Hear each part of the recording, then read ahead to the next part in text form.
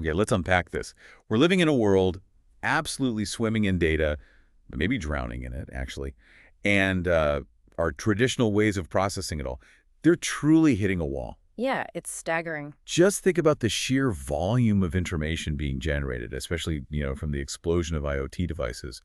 We're seeing projections that by 2024, nearly 45% of all internet data will be flowing from these Internet of Things devices. 45%. That's a gigantic, almost incomprehensible amount of data accumulating right at the network's very edge. What's truly fascinating here, I think, is how the sheer volume, combined with the desperate need for immediate action, is forcing a fundamental reevaluation of where computation actually happens. Right. It's not just a small problem. No, it's a profound systemic challenge. Gartner even predicted that by 2025, traditional computing technologies would fundamentally hit what they called a digital wall. A digital wall. Sounds serious. It is. The core problem is that conventional cloud solutions, for all their power and scalability, are now facing significant, really undeniable limitations. We're talking real hurdles in terms of latency, that nagging delay, Always the delay. the skyrocketing costs of bandwidth, and the ever-increasing power consumption when trying to deal with this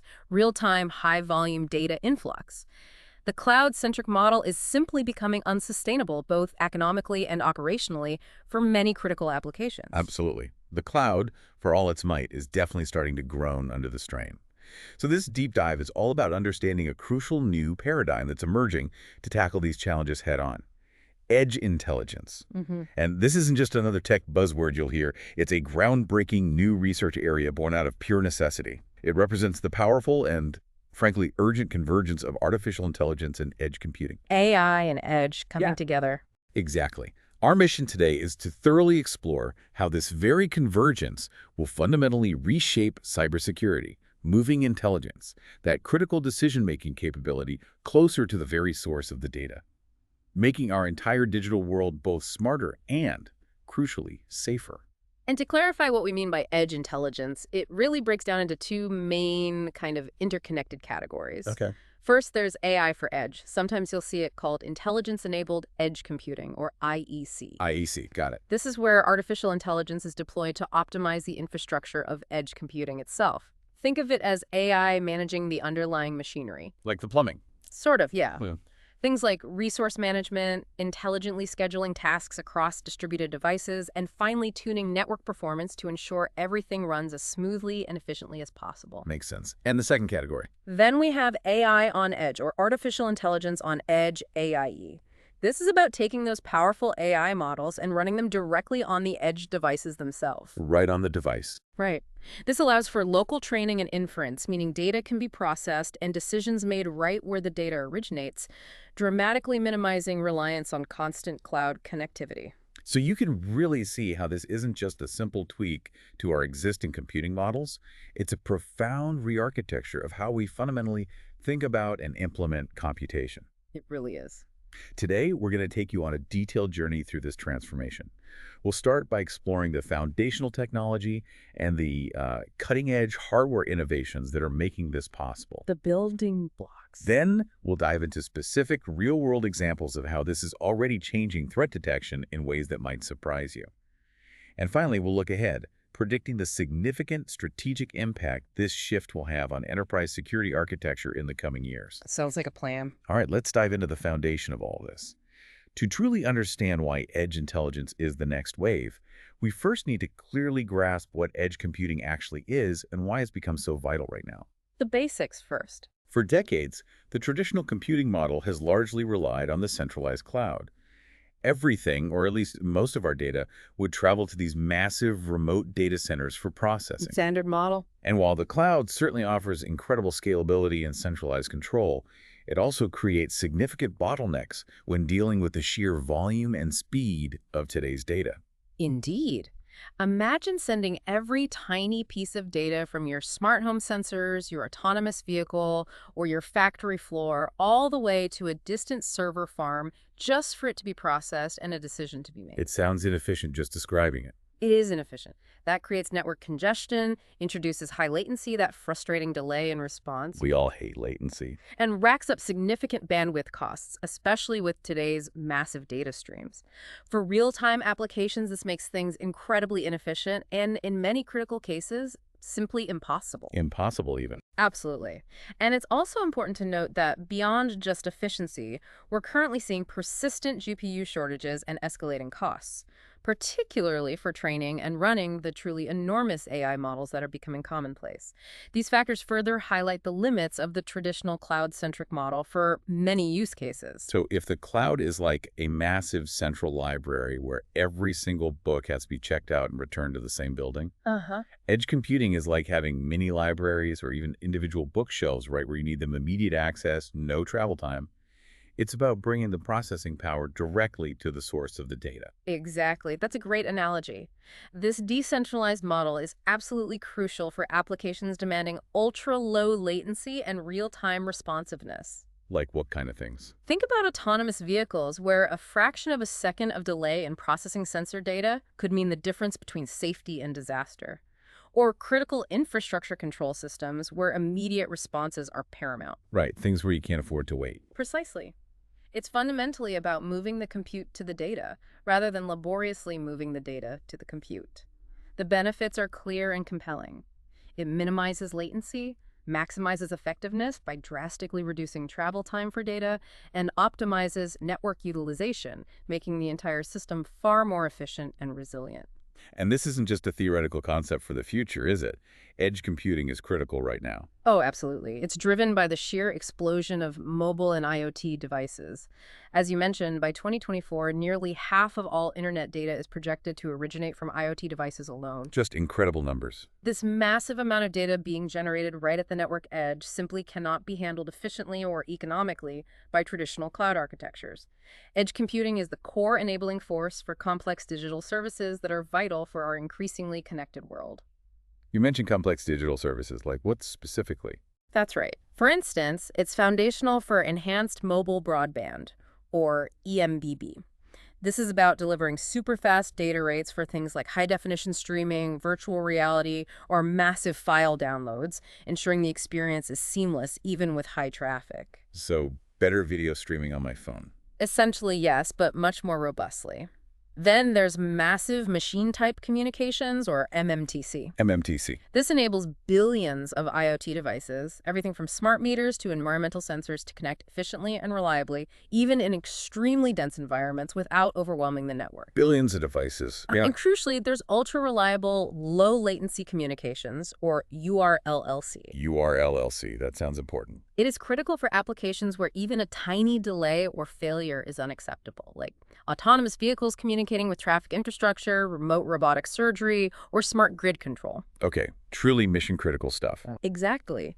These capabilities are supported by 5G networks and will be even more critical in future generations like 6G. Edge computing literally makes these services a reality by keeping processing power right where it's needed, close to the user or device. It's not just a convenience, it's an absolute necessity for the future of connectivity and truly intelligent systems. Here's where it gets really interesting, Right. and quite frankly, a bit mind-bending. The extreme demands of AI, especially when you push it out to the edge, are exposing the fundamental limits of what conventional hardware can do. We're hitting physical limits. Yeah, standard general-purpose processors, like the GPUs that power so much of today's AI, consume vastly more power than purpose-built edge silicon. We're talking up to 1,000 times more. 1,000 times. Imagine trying to run a smart city with thousands of cameras all using power-hungry GPUs. It's simply unsustainable. The power bill alone would be astronomical. And then there's the pervasive problem of training AI models. Traditional deep learning models require immense power and compute just for their initial training, and they struggle to adapt to new stimuli or environments without a complete energy-intensive retraining of entire data sets. They're very brittle in that sense. Think about that famous example. Training a robotic hand to solve a Rubik's Cube, which once required a staggering 2.8 gigawatt hours of electricity. 2.8 gigawatt hours. Enough to power hundreds of homes for an entire year.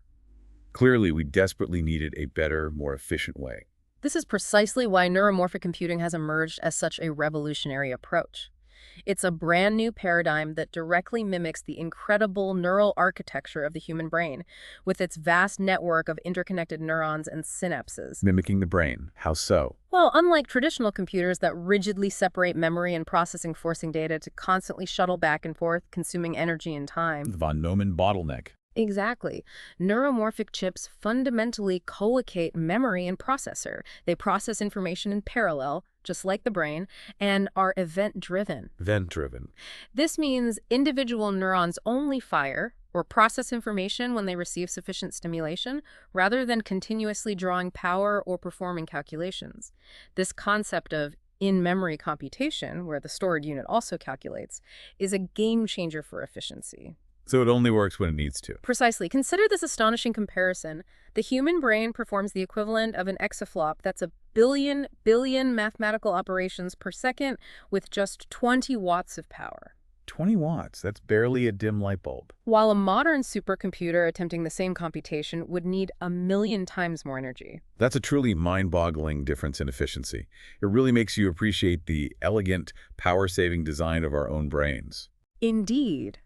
This approach discards useless information by only processing those critical spikes in response to sufficient input, drastically improving energy efficiency.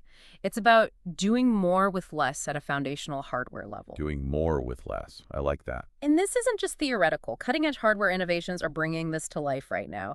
Intel's Loihi 2 chip, launched back in 2021, is a prime example. Loihi 2, I've heard of that. It features native spiking capability, supports event-based messaging where neurons only alert when something significant happens, and can support up to 1,000,000 neurons per chip. 1,000,000 neurons on a chip. And research has demonstrated Loihi 2 to be an astounding 16 times more energy efficient than conventional chips for complex deep learning tasks.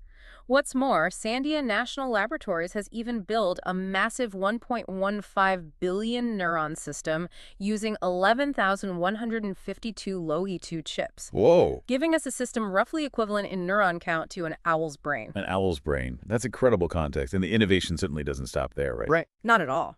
We're seeing other incredibly impressive developments like Spin Cloud Systems' Spinnaker 2, announced for May 2025. Spinnaker 2. What's special about that one? This system boasts over 10 billion neurons spread across more than 69,000 interconnected microchips, enabling truly massive parallel processing. 10 billion. Getting closer to human scale. Conceptually, yes. It's designed with a modular building block approach, which theoretically makes it scalable to human brain levels by simply adding more blocks. That's a truly audacious goal. It really is. And you mentioned another one, Inotera. And then there's Inotera with their T1 spiking neural processor, which is entering volume production in Q2 2025. This device is specifically engineered as a microcontroller for sensors. So right on the sensor itself. Exactly. Combining an event-driven computing engine, a CNN accelerator for pattern recognition, and an RISC-V CPU for general control. Its impact on power consumption and speed is remarkable. It achieves 500 times less energy consumption and a 100 times faster pattern recognition speeds compared to conventional solutions. 500 times less energy, 100 times faster. Those are the kinds of breakthroughs that really accelerate the feasibility of true pervasive AI at the edge. Absolutely. They are enabling technologies. So if neuromorphic chips are these super efficient, brain-inspired processing units, then photonics, that's technology based on light, is the lightning-fast nervous system connecting them all. That's a perfect way to put it. Because even with these incredible brain-inspired chips, we still face a fundamental challenge.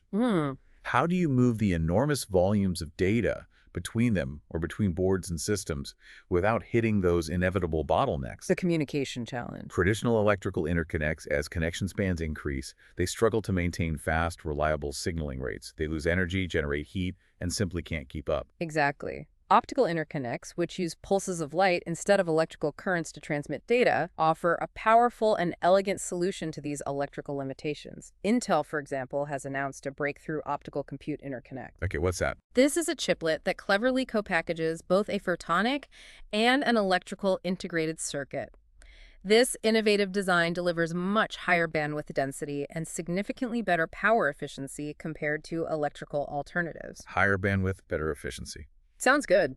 Currently, it can transmit data at a blistering 4 terabits per second, 4 terabits. with ambitious plans to scale to an astonishing 64 terabits per second over the next decade by increasing the number of wavelengths and fiber pairs. 64. That's massive scaling. And crucially, these optical signals can travel hundreds of meters with minimal signal degradation, a feat that's incredibly difficult and energy-intensive to achieve with electrical signals. That's a huge leap in data transfer capabilities and range. And then there's HPE's memristor laser, which honestly sounds like something straight out of science fiction. It is a remarkable breakthrough, really pushing the boundaries of what's possible at the intersection of memory, processing, and light. HPE has managed to integrate a memory resistor, a component whose resistance can be changed and then holds that resistance. Right, the missing circuit element. Kind of, yes. Right. They integrated it directly into the photonics domain. This device can electronically shift and then hold the laser's emission wavelength. Hold the wavelengths, so Oh. it stores information in the light. Effectively, yes. It acts as an artificial synapse, storing information in the very wavelength of light itself. What's truly exciting about this is that it enables capabilities like matrix vector multiplication and in-memory computing to occur directly within the photonic domain. Wow. This completely eliminates the energy-intensive and time-consuming conversions between electronics and photonics that are typically required. So the benefits of these photonic platforms are immense. Yeah. Move data at the speed of light, highly energy efficient, inherently parallel, allowing multiple data streams to flow simultaneously. It all sounds like we're building a new kind of biological system piece by piece, doesn't it? Precisely. Photonics will play an absolutely crucial role in enabling large-scale modular neuromorphic systems to become a practical reality. They will fundamentally overcome major interconnect bottlenecks at all levels, from chip-to-chip communication all the way up to board-to-board and system-to-system connections, Clearing the path. effectively clearing the path for a fundamental revolution in how hardware is designed and how efficiently it operates, particularly for the demanding requirements of AI at the edge. We're literally building the high-speed highways for brain-inspired computing. Now that we've laid the groundwork for how these incredible technologies are bringing compute power closer to the edge, let's talk about the real-world impact. Why is edge AI such a game changer specifically for security and privacy? Good question. Well, for one, it's about drastically reduced latency.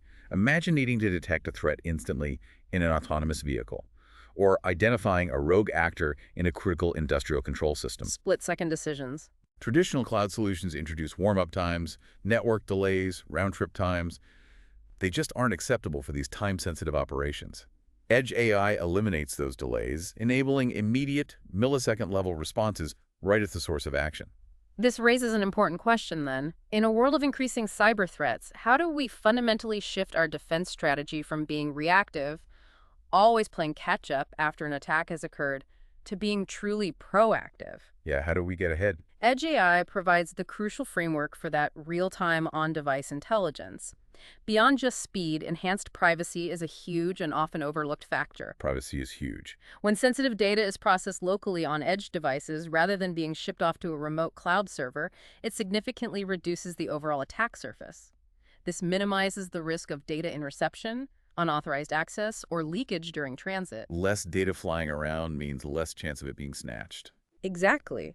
Federated learning is a perfect example of this privacy-enhancing capability, where only anonymous model updates are exchanged with the cloud, not the raw, private data itself, keeping sensitive information precisely where it belongs on your device. It's like having a highly trained, always alert guard dog right inside your house, constantly on patrol and able to act instantly, instead of relying on a distant security camera with a delayed, potentially vulnerable feed. That's a good analogy. And finally, there's the critical aspect of operational continuity. Right, staying online. By decreasing dependency on continuous cloud connectivity, Edge AI means fewer operational disruptions due to network outages, unreliable internet connections, or cloud service failures. This makes systems far more resilient and reliable, especially in environments where connectivity might be intermittent or compromised. Okay, let's dive into some specific concrete examples of how this is reshaping threat detection. Starting with distributed threat intelligence on endpoints, leveraging a clever combination of lightweight machine learning and even large language models. The challenge right now is truly immense. The sheer proliferation of diverse edge devices. Everything from your home router and firewalls to smart IoT sensors, industrial machinery, personal smartphones. it vastly expands the potential attack surface. It's huge. Traditional centralized threat detection systems just aren't effective enough to cover all these varied, often disconnected, and resource-constrained endpoints. This approach represents a profound shift, really, moving beyond a one-size-fits-all security solution. Instead, each edge device effectively becomes an intelligent sensor, actively defending its immediate environment. An intelligent sensor, I like that. The solution involves deploying small, highly efficient machine learning models, often developed using frameworks like TensorFlow Lite, directly onto these individual edge devices. Tiny models for tiny devices. Exactly. These models are designed to be lightweight, enabling them to operate efficiently even with limited computational resources and memory. They continuously analyze local data streams like network traffic, application behavior, system logs in real time. Looking for trouble locally. They're specifically looking for anomalous or suspicious activity and can provide immediate, localized response actions, like blocking malicious traffic or alerting an administrator. Crucially, these models can be tailored to the specific threat landscape and operational context of each unique device. And doing all of this without sending your sensitive, raw data somewhere else for analysis, that's a massive win for privacy, especially in a world where data breaches are an everyday headline. Precisely. The communication between these edge devices and a local edge server, and even among themselves, happens using MQTT. MQTT, what's that? It's a lightweight, secure, often SSL encrypted, publish-subscribe protocol. Think of it like a newspaper subscription. A device publishes an alert about a suspicious activity, say, an unusual network request. What? And any other device or server that has subscribed to that type of alert instantly receives it. The sender doesn't need to know who is listening, and the recipient doesn't have to constantly poll for information. So it's efficient. Incredibly efficient for one-to-many communication in a dynamic network with many diverse devices, ensuring secure and private data exchange without needing to constantly send raw, sensitive data to the cloud. So when an edge device spots something suspicious, it's not screening all its raw data to the whole internet. It's sending a concise, encrypted, relevant warning just to those who need to know. Correct. That warning then goes to a local edge server. This server acts as an intelligent hub, collecting these alerts from multiple edge devices, analyzing the issues further using its own, more powerful, trained ML model. The local supervisor. Kind of. If an anomaly is confirmed, it can take immediate action, like isolating compromised devices by blocking their communication or forcing a system reset. This ensures rapid mitigation and protects the rest of the network from wider compromise. This local action drastically reduces the time between detection and response. But what happens when it's an entirely new, never-before-seen threat? A true zero-day attack that neither the on-device ML models nor the local edge servers model has been trained on. That's where the powerful centralized large language model, or LLM server, comes into play. Think of it like a highly sophisticated threat intelligence expert with access to a vast, constantly updated inventory of global threat data. Like a giant brain for threats. Similar in scope to a specialized version of OpenAI's GPT API, perhaps. When the local edge server encounters an unknown threat, something it can't identify or mitigate on its own, it communicates summarized, anonymized attack information to this central LLM. Summarized and anonymized, that's key. Absolutely crucial. This isn't raw, sensitive data. It's high-level details about the attack vector, its characteristics, observed behaviors. This communication happens securely via high-speed network and REST API, ensuring minimal data transfer. Okay. The LLM then leverages its in-context learning capability. This means it can quickly adapt and learn from these new attack vectors, drawing on its vast knowledge base to provide the edge server with effective solutions or mitigation strategies in near real time. Wow, in real time. All without requiring a full, resource-intensive retraining of the entire LLM. That's incredibly powerful, the idea of an LLM adapting to zero-day threats in real time, effectively updating the collective intelligence of the edge. But for a listener, this also raises the question of trust. If you're feeding summarized attack info to a centralized LLM, how do you ensure that LLM itself isn't compromised or doesn't inadvertently introduce bias in its solutions? That's a crucial and very valid point, reflecting the complexity of distributed AI systems. The integrity of that central LLM is absolutely paramount. It has to be trustworthy. Robust security measures like strict access controls, continuous monitoring for anomalous behavior within the LLM itself, and cryptographic verification of its knowledge base are essential. Furthermore, the summarization process at the edge server must be meticulously designed to be privacy-preserving and to prevent any sensitive data from reaching the LLM. So careful design is critical. It's an active area of research to ensure that this centralized intelligence remains a trusted source, and that its updates are thoroughly vetted before deployment back to the edge. The key benefits of this entire architecture are clear, though. Proactive and highly efficient threat detection, real-time isolation of compromised devices, significantly enhanced privacy due to local processing, and the scalability needed for incredibly diverse network environments. And handling those 0 days. Offering robust protection against even sophisticated zero-day and poisoning attacks. Okay, our second example takes us even closer to the source of data, perhaps to a place you might not expect. Neuromorphic sensors for anomaly detection, specifically leveraging Inotera's T1 chip. Back to Inotera. The core problem with conventional sensors on many battery-powered devices, your smartphone, wearable health trackers, countless IoT gadgets in a smart home, is that they are notoriously power-hungry. Battery drain is always an issue. They constantly collect data, and typically, to process that data effectively, it needs to be sent to a more powerful server or, as we've discussed, to the cloud. This inevitably introduces latency and, again, those privacy risks we've been talking about as sensitive raw data leaves the device. What's truly fascinating here is how Inotera's T1 spiking neural processor directly addresses these challenges by bringing brain-like intelligence to sensors themselves. Brains in the sensors. Instead of continuously streaming raw data, which is highly inefficient, it processes sensor data like from radar, audio, or vibration locally, right on the device, using a spiking neural network engine. How does it do this? Is it the spikes again? It is. It encodes critical information into individual voltage spikes. The timing of these spikes isn't random. It indicates the feature's importance or intensity. The spiking neural network, or SNN, then manipulates these timing relationships, much like how biological neurons process information to discover hidden patterns. So it's reading the pattern in the timing of the spikes. Exactly. It's about doing more with less energy and achieving vastly faster pattern recognition. So instead of your smart doorbell constantly sending a full video stream back to a cloud server, it's just sending a spike that says, hey, something's happening here. Something looks different. Very efficient. Precisely. This mirrors the brain's incredible efficiency. The Inotera T1 processes data with an astonishing 500 times less energy and detects patterns 100 times faster than conventional methods. 500 times less energy. Wow. This makes always-on awareness feasible for battery-powered devices that previously couldn't support such continuous processing, greatly extending their operational life. Imagine a device that's always listening or watching but barely sips power, allowing for deployment in remote or long-life scenarios. That's truly remarkable efficiency, opening up a whole new realm of possibilities. And what are some of the real-world security applications for this kind of localized neuromorphic sensor intelligence? Oh, the applications are quite broad and impactful. Inotera has already partnered to combine radar sensors with their T1 chip for highly efficient, privacy-preserving human presence detection. Human presence detection.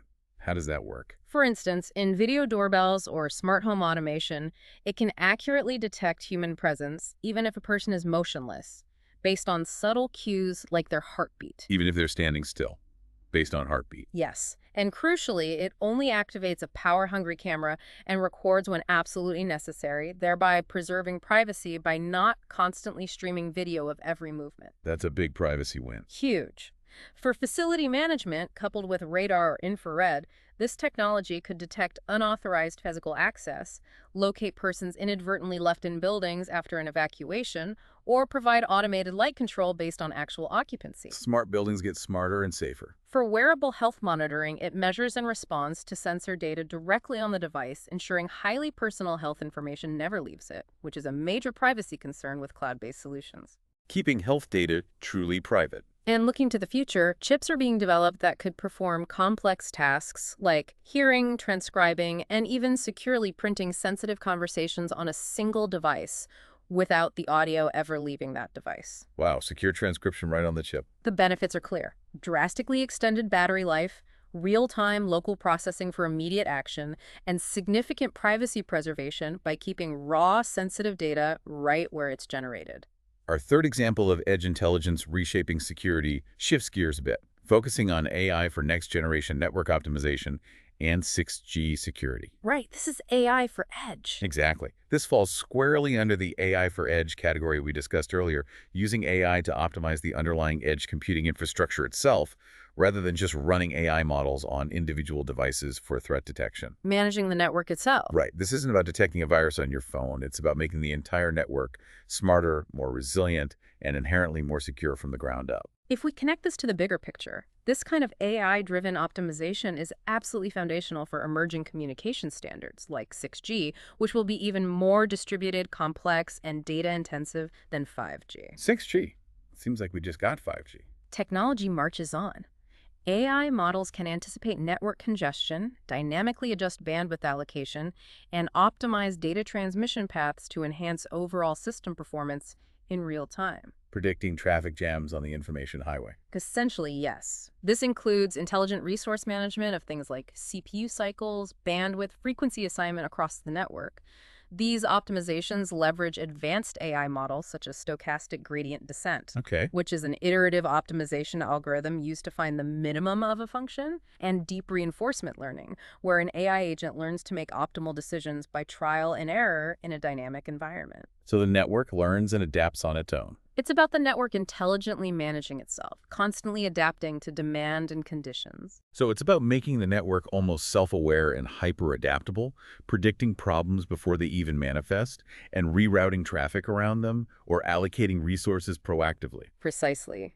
This dynamic synergy between AI-driven network optimization and the inherent distributed nature of edge computing infrastructure will fundamentally facilitate the installation of advanced cybersecurity defense systems directly within the fabric of 6G networks. Security built into the network fabric. Imagine AI systems embedded throughout the network assisting edge devices in forecasting and diagnosing potential failures or attacks, dynamically allocating computing resources to critical areas, and autonomously optimizing performance based on real-time data streams. That sounds powerful. It translates directly to faster detection and response to threats within the network fabric itself, constantly adapting to changing conditions and new attack vectors in real time. It effectively makes the network an active, intelligent defender. Beyond static network elements, how does this apply to mobile users and devices that are constantly moving? That seems like a big challenge. That's a critical challenge that AI at the edge can address very effectively. AI can forecast and optimize user mobility patterns. Predict where I'm going. For example, by predicting where users are heading, edge systems can proactively provision services and bandwidth to ensure consistent network quality and seamless service availability as users move between different edge zones or cellular towers.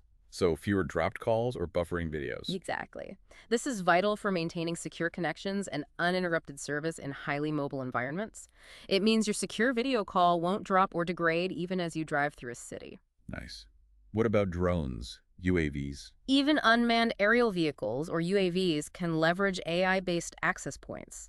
These airborne access points can dynamically adjust to network conditions, optimizing coverage, energy efficiency, and service availability. Flying cell towers that think for themselves. Sort of. Which can be critical for resilient communication in complex, remote, or even compromised environments where traditional ground infrastructure might be unavailable or destroyed. This moves network resilience from a static concept to a dynamic, AI-driven capability. So far, we've talked about all the incredible benefits of AI at the edge, how it's making our systems faster, smarter, more private, more efficient. But like any powerful new technology, there's a flip side, right? A potential dark side that demands our attention. Inevitably. And with brain-inspired computing, we're actually looking at a completely new breed of threat. Neuromorphic mimicry attacks, or NMAs. NMAs, a new acronym to worry about. It seems so. Yeah. The very things that make these systems so powerful and efficient, their probabilistic behavior, non-deterministic processing, reliance on dynamic synaptic weights, also open them up to a whole new class of sophisticated attacks that traditional intrusion detection systems are simply ill-equipped to handle. The strengths become weaknesses. It's the ultimate double-edged sword, a revolutionary benefit and a revolutionary vulnerability all in one package. This raises an absolutely critical question for our future security. When an attack looks virtually indistinguishable from normal system behavior, how do you even begin to detect it? Yeah, how do you spot a ghost? Traditional network-based IDSs, which rely on identifying known patterns or large deviations, are rendered largely ineffective against NMAs, detecting only about 12–15% of these attacks in simulated environments. Only 15%. That's basically useless. Pretty much. NMAs specifically exploit the brain-like nature of these chips to execute covert intrusions. They manipulate the neural dynamics of the system to mimic legitimate activity, effectively blending seamlessly with valid spike activity. Mimicking normal behavior. It's akin to brain pathology such as neural misfiring, where abnormal electrical activity becomes indistinguishable from normal brain function, allowing the attack to hide in plain sight. That's a truly chilling thought, an attack that doesn't scream for attention but quietly impersonates normal system function, subtly corrupting it from within. How exactly do these neuromorphic mimicry attacks work? What are the key techniques?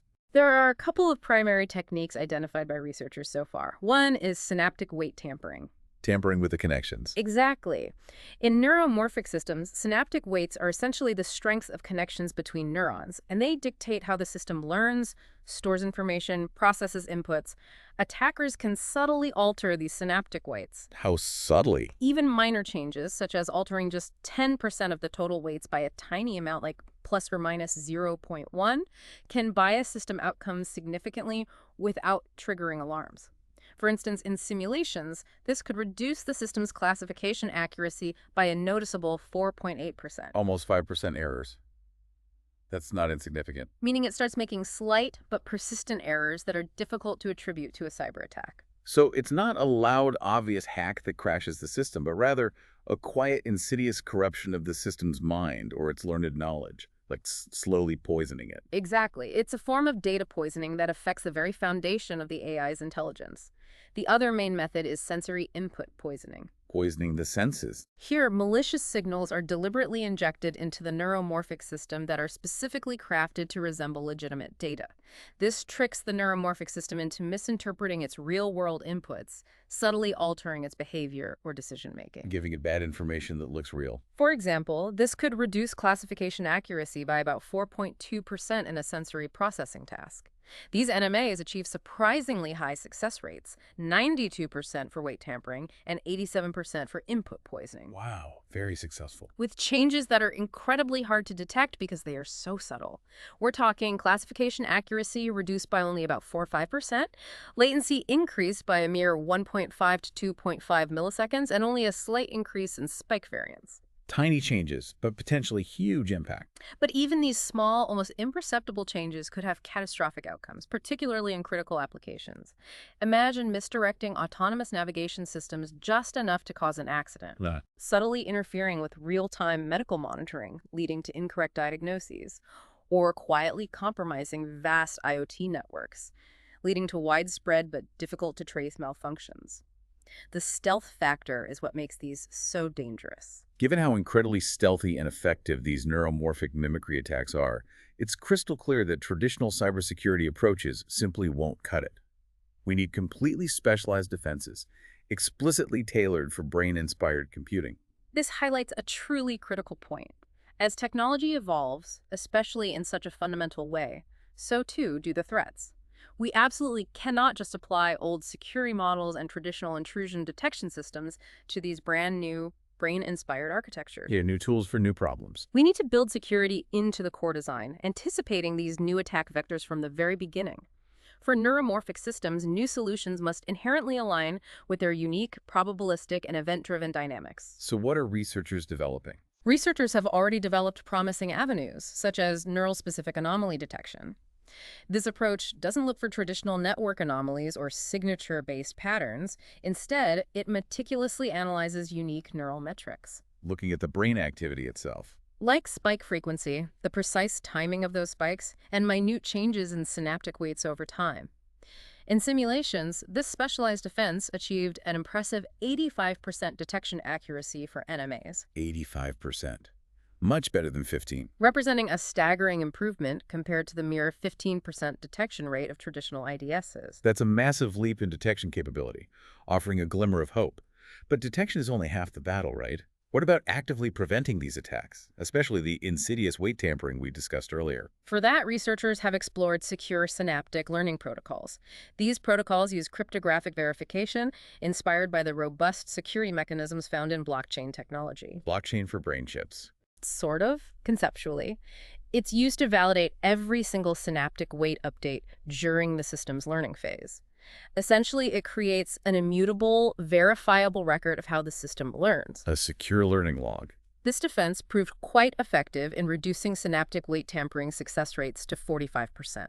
However, it's crucial to note that it was less effective against sensory input poisoning attacks, Okay. which still succeeded a concerning 70% of the time, indicating an ongoing and significant challenge in that area. So while we're making substantial progress, particularly in detection and securing the learning process, there's still a lot of fundamental work to do to fully protect these systems, especially against bad inputs. Indeed. The future directions for defense against NMAs are multifold and require dedicated research. We need further enhancement of countermeasures specifically for sensory input poisoning, which remains the more challenging attack vector. Need better input filters. There's also a critical need to explore physical layer attacks on neuromorphic hardware beyond just the logical manipulations we've discussed, as the physical security of these chips becomes paramount. Physical attacks, too. Developing real-time defensive systems specifically for edge devices is crucial, given their distributed nature and resource constraints. And finally, collaboration with leading neuromorphic chip manufacturers like Intel and IBM will be absolutely essential.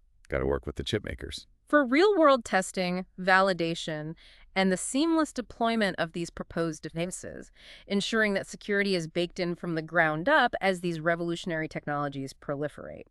It's about building in resilience, not just reacting to breaches. We've explored the fascinating underlying technology and the evolving, even novel threats it introduces. Now let's zoom out and consider the strategic high-level shift that's rapidly happening in enterprise security architecture over the next, say, 3 to 5 years. The bigger picture for businesses. Right. While cloud-based generative AI dominates headlines and investor attention, organizations are fundamentally and quite rapidly reevaluating their core AI deployment strategies. Recent research paints a very clear picture. A striking 51% of organizations now prioritize performance that's raw speed and minimal latency as their most important AI requirement. Performance is king. And a significant 43% specifically value edge AI's inherent ability to process data right at the source, close to the action.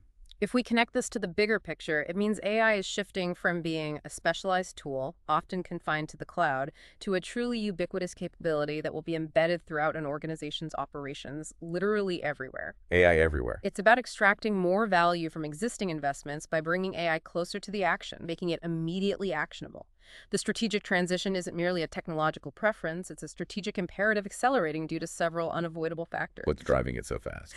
First, there's the exponential data growth we mentioned earlier. Smart factories, for instance, generate petabytes of data weekly, and transmitting all that to the cloud is simply unsustainable, both in terms of network capacity and cost. It's just too much data to move around efficiently or affordably, creating a data gravity problem where computation has to move to the data, not the other way around. Exactly. That's the data gravity effect. Right. Then there are the persistently rising costs of developing and running large generative AI models in the cloud, often exacerbated by ongoing GPU shortages and the sheer scale of compute required. Cloud AI gets expensive fast. And critically, for many truly mission-critical applications, cloud architectures just struggle to consistently deliver the ultra-low latency real-time processing needed.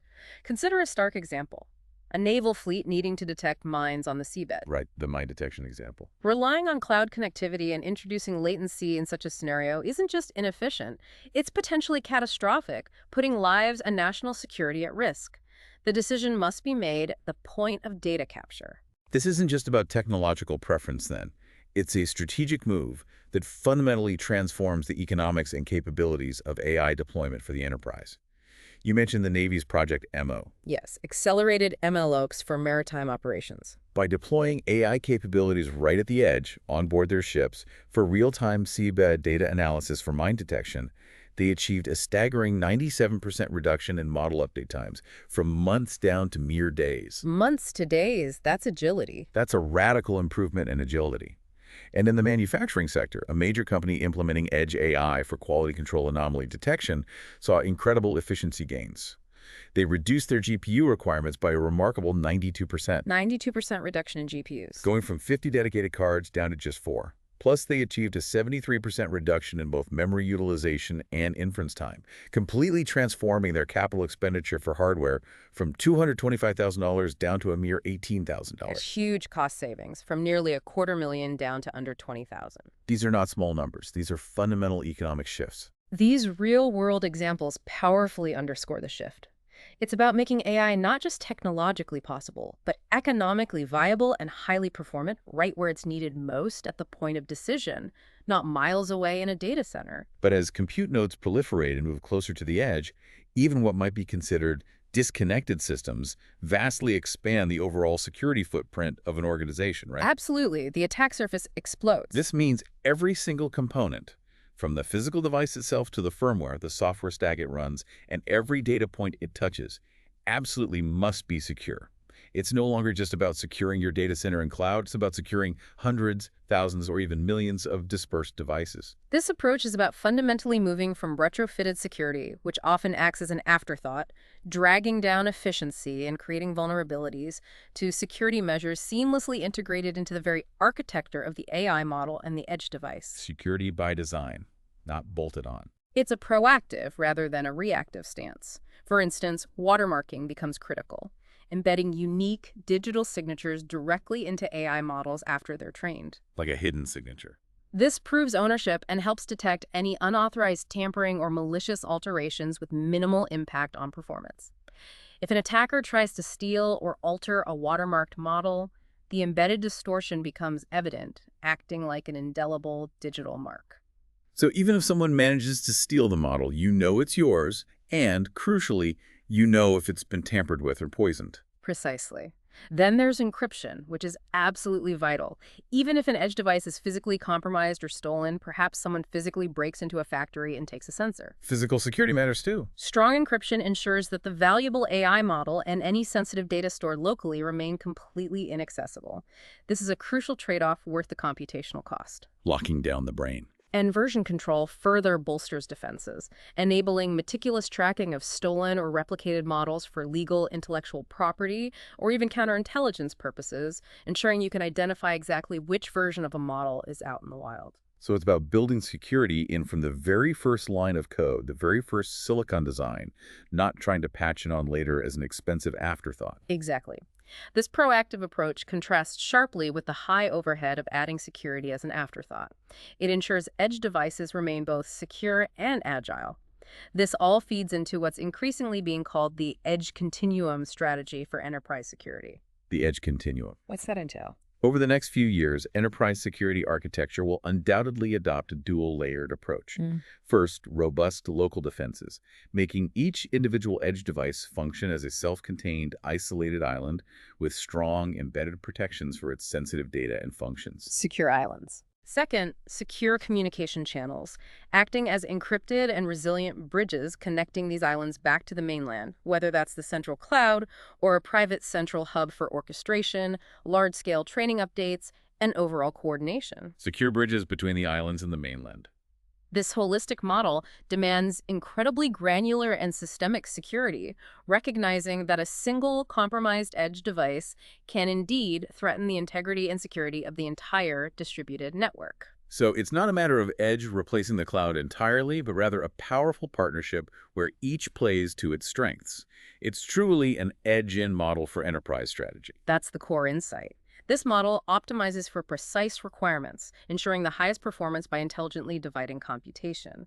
Experts widely foresee a truly heterogeneous future. Heterogeneous, meaning mixed. Yes, where computing systems utilize a diverse variety of accelerators and architectures, each perfectly optimized for specific classes of problems. Cloud data centers, for instance, will absolutely continue to host the heavy, non-edge AML workloads. The big training jobs stay in the cloud. Think large-scale, foundational model training, batch processing of massive data sets, and deep analytics that require truly colossal compute resources and centralized data. And the edge takes on the immediate real-time tasks that need to happen at the source. Correct. Edge AI will primarily handle inference workloads and real-time processing right where the data originates, requiring ultra-low latency and low bandwidth autonomous connections. The cloud remains crucial for comprehensive, resource-intensive training and global orchestration, while the edge provides the immediate, actionable intelligence.